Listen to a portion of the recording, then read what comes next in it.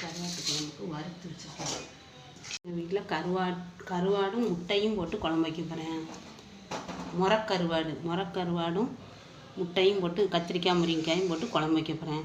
அதுக்குள்ளே மசாலா இந்த மிளகு சீரகம் ஒரு சொட்டு எண்ணெய் ஊற்றி வறுத்து வச்சுருக்கேன். இந்த வத்தல் மிளகா வத்தல் வறுத்து வச்சுருக்கேன். இதையெல்லாம் அரைக்கையில் மல்லிப்பொடியும் சேர்த்து அரைக்கணும். தேங்காயும் தனியாக அரைச்சி வச்சுக்கணும். இல்லைன்னா இதோடையே போட்டு தேங்காயும் மையாக எல்லா மசாலாவும் மையாக அரைச்சி வலித்து வச்சுக்கிட்டு அதுக்கப்புறம் குழம்புக்கு ரெடி பண்ணணும். புளி ஊற வச்சுருக்கேன். குழம்புக்கு தேவையான புளி ஊற வச்சுருக்கேன்.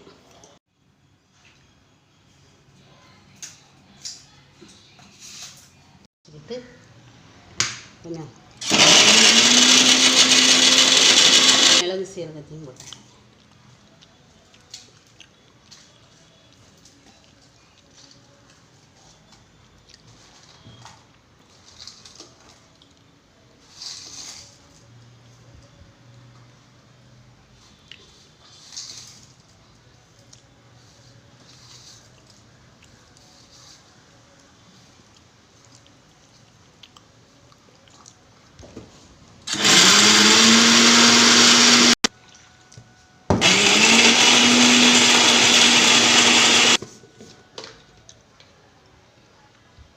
மல்லிப்பொடி வச்சேன். இப்போ 2.5 ஸ்பூன் மல்லிப்பொடி போட்டேன். வீட்டில் திரிச்ச பொடி வாங்கி காய வச்சு திரிச்ச பொடி நல்லாயிருக்கும். 2.5 ஸ்பூன் போட்டுக்கிட்டேன். ரொம்ப மையாக அரைக்க வேண்டாம். 1-2 அரைச்சி வச்சேன்.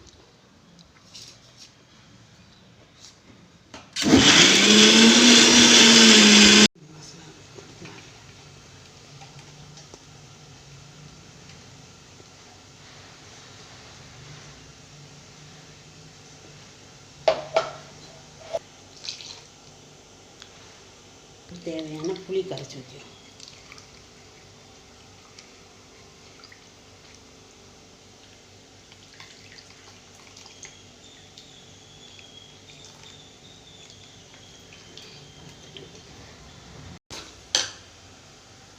கொஞ்சமாக உப்பு போட்டுக்கணும். ரொம்ப போடணும்னா கருவாட்டில் முறக்கருவாடு ரொம்ப உப்பு இருக்காது. கழுவி வச்சுருக்கேன். அதனால் இதெல்லாம் போட போகிறேன். அதனால் குழம்புக்கு கொஞ்சமாக காய்கறி போட போகிறோம்னா கத்திரிக்காய் முருங்கை, அதனால் கொஞ்சம் உப்பு சேர்த்து இந்த காய்கறி எல்லாம் போட்டுருவேன். காய்கறி கத்திரிக்காய் முருங்கைக்காய் இதில் போட்டுடலாம்.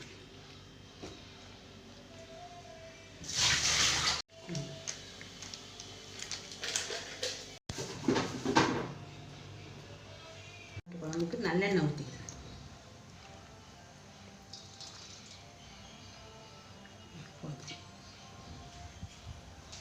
கடுகு சேர்த்து கொஞ்சமாக வெந்தயம் போட்டு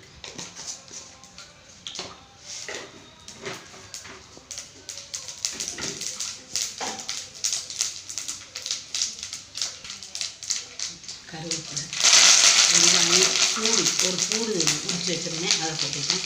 ஒரு சின்ன தக்காளி தேவைன்னா போட்டிங்கன்னா தேவையில்லாத வேண்டாம்.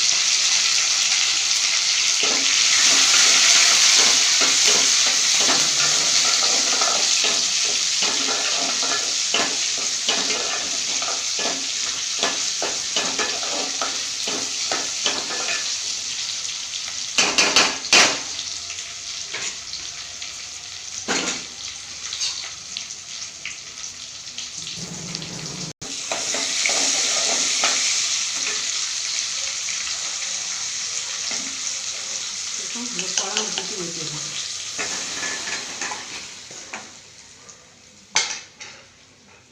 முறக்கருவாடுங்கிறதுனால கடைசியில் குழம்பு கொதித்த பிறகு போட்டுக்கலாம். துண்டு கருவாடுனா தாளிக்கும் போது போடணும். இது முறக்கருவாடுனா கத்திரிக்காய் முருங்கைக்காயும் நல்லா வெந்து வரும்ல அப்போ போட்டுக்கலாம். போட்டு ஒரு 10 நிமிஷத்தில் இறக்கிடலாம்.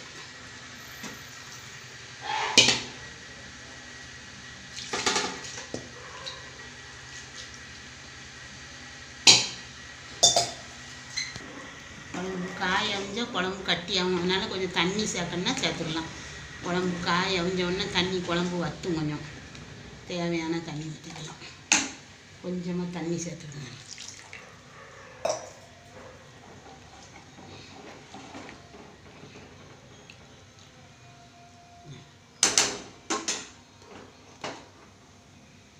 சிம்மில் வச்சு காய் நல்லா கொதிச்சு வேணும்.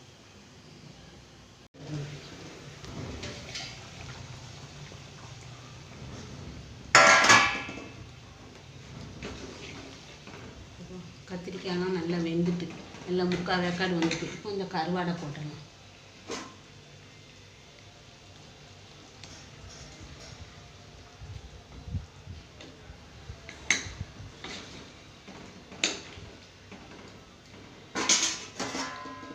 கருவாடு போட்டு கொஞ்சம் கொதிக்கட்டும். அதுக்கு பிறகு தான் முட்டையை போடணும்.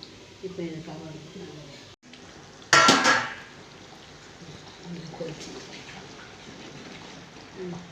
கருவாடு போட்டு இப்போ கொஞ்சம் நேரம் ஆகிட்டு இந்த கருவாடு சீக்கிரம் வெந்துடும். இப்போ முட்டையை ஊற்றலாம். முட்டையை ஊற்றினா இப்போ தீயை ஆஃப் பண்ணிடலாம். ஏன்னா இது நல்லா கொதிச்சுக்கிட்டு கீழே முட்டையை ஊற்றினா உடஞ்சி துண்டு தான் போயிடும். அடுப்பு அணைச்சிட்டு ஊற்றிட்டு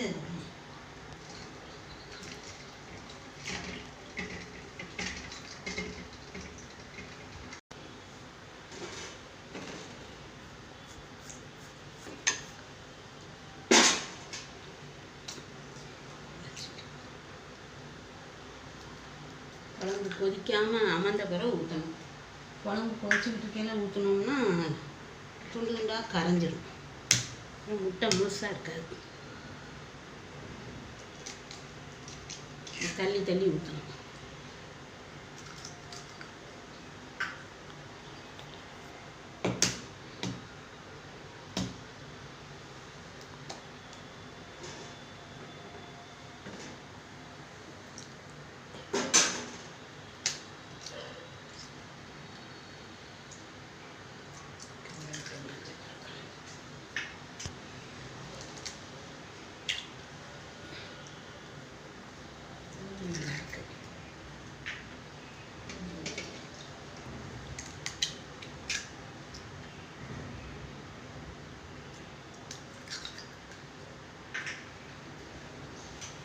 கொஞ்சம் நேரம் இந்த சூட்லேயே மூடி வச்சிடணும். சூடு இருக்குது. லேசாக அடுப்பை பற்ற வச்சு சிம்மில்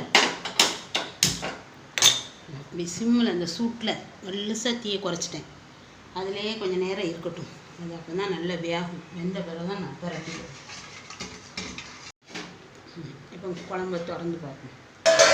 இப்போ அந்த முட்டையை ஊற்றி ஒரு 10 நிமிஷம் இருக்கும். இப்போ குழம்பு சட்டி அப்படியே திருப்பி விடுவோம். வெந்துட்டான்னு பார்ப்போம். முட்டை வெந்திருக்கா இல்லை கொஞ்சம் கொஞ்சம் கரைஞ்சிடக்கூடாது. இன்னும் கொஞ்சம் சட்டியை கொஞ்சம் கூட்டி வைக்க லைட்டாக. இப்போ ரொம்ப சிம்மில் இருந்தது. இப்போ லேசாக கூட வச்சுருக்கேன். ஒரு 2-3 நிமிஷம் கழித்து அதுக்கப்புறம் அந்த முட்டையை பிரட்டி போட்டுக்கிறேன். நல்லா வேகட்டும்.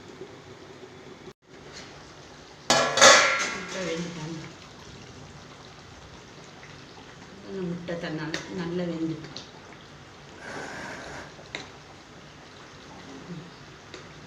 முட்டை முழுசாக வெந்து வந்துட்டு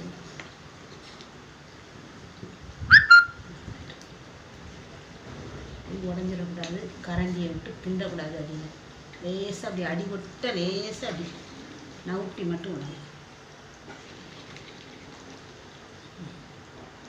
முழுசாக அப்படி வெந்து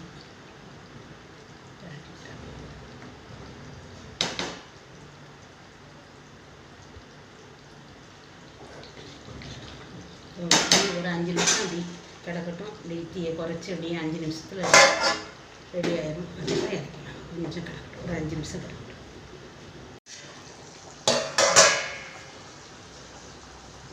குழம்பு ரெடி ஆகிடுது. குழம்பு கரண்டி வச்சு கிண்ட வேண்டாம். முட்டை ஊற்றணும். நீ சட்டியை லேசாக அப்படி கலக்கி விட்டு அந்த முட்டைலாம் வந்துட்டு இந்த முழுசான கிடக்கு பார்த்தீங்கன்னா முட்டை முழுசான ஊற்றி முட்டை என்ன கிடக்கு கரண்டி வச்சு இல்லைன்னா உடஞ்சிடும். இப்போ அடுப்பு அணைச்சிட்டு குழம்பு